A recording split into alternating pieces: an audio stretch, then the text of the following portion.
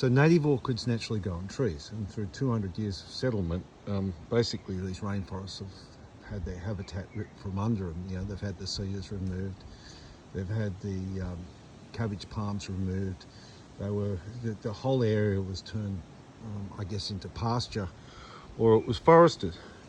So in order to reintroduce the native orchids, we're stapling to trees via hessian, and you give that a few months and it'll take, and then you can rip the, probably 12 months from now, you can rip the hessian off.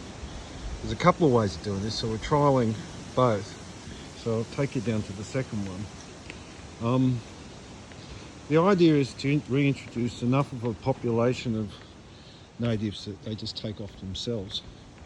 And you know, over time, the natural, I guess, habitat or the natural botany of the area returns to something, you know, I guess, resembling what was here originally. Here's another one. We've taped this to the tree. That's completely biodegradable tape. So, you know, in 12 months we can rip that off once it's taken to the tree.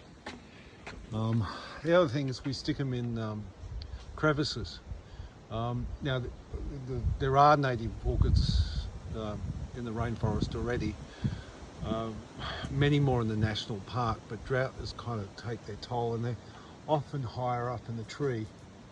So what we're trying to do is just put enough of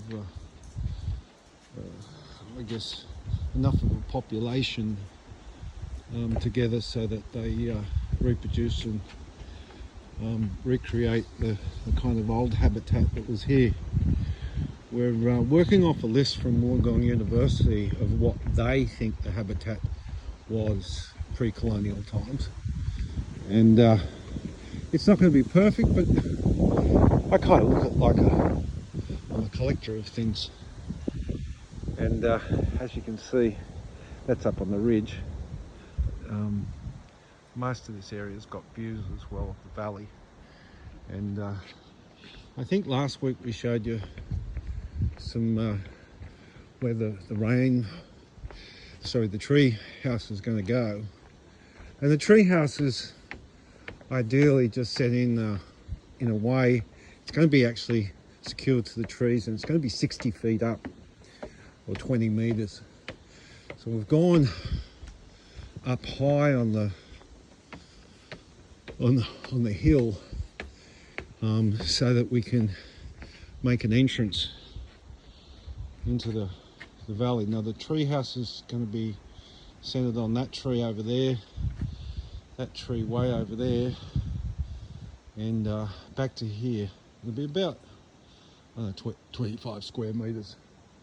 We've made a lot of progress since last week, and we're just about ready to go. Now the tree house won't touch the ground.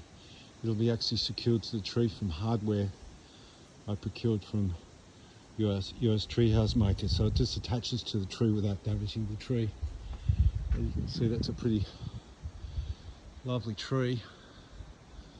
And yeah, the idea is just to be able to sit in the forest. Here's some more of those orchids. As we go by, we're going to put a lot of tree ferns in. They call the species here the rough tree fern. Here's some more native orchids. We're going to put cabbage palms in. Cabbage palms were used by early settlers as vertical slats in their buildings. So we're also going to put in all the we'll probably plant 1,000 cedars. I've probably planted 2,000 cedar trees already. There's an awesome termite mound which we're going to look after and keep in. And yeah, we'll gradually get the whole thing. And most of this area was lantana, and you can see all the old piles there. The lantana's been cut down, and we just let that rot. and we'll plant around it.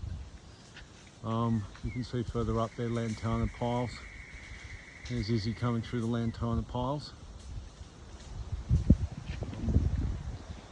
Yeah, and there's a beautiful valley. And there's Izzy. Izzy caught a rabbit the day before yesterday and went screaming off into the bush chasing it, and then brought the rabbit back home to me. Funnily enough, in perfect condition. I think she thought it was just a new friend, and so she literally went way down into the forest, picked the rabbit up, and then brought it back. Didn't you, Izzy? And didn't harm it at all. It hopped off. Izzy kind of looked at me as if, gee, I just brought my play friend up and you let it go. But the rabbit seemed none the worse for wear. Anyway, I'll talk to you later.